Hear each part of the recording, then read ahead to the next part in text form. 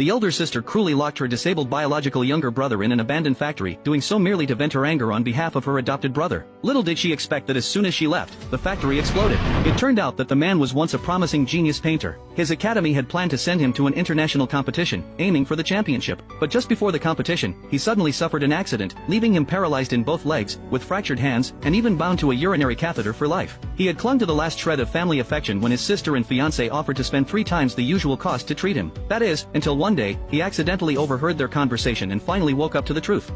Kelvin only had to miss the contest. Now he's stuck, with a urine bag for life. Isn't it perfect?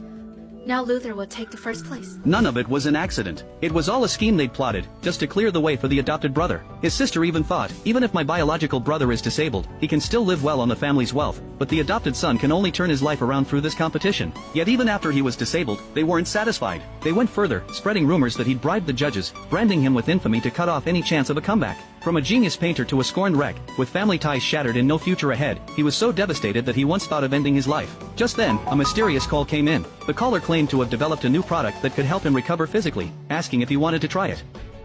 Why me? Because only the broken can truly rise from the ashes.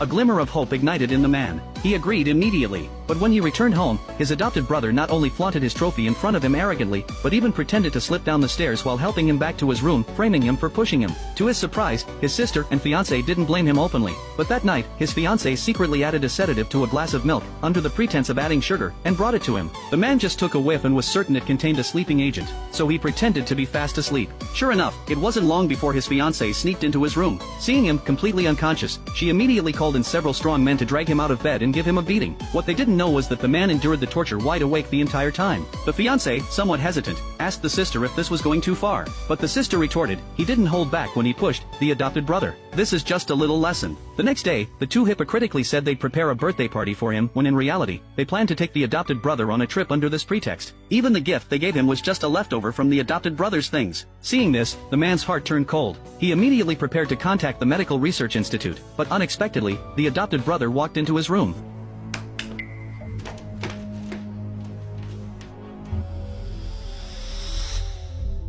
Sue, help me! Help me!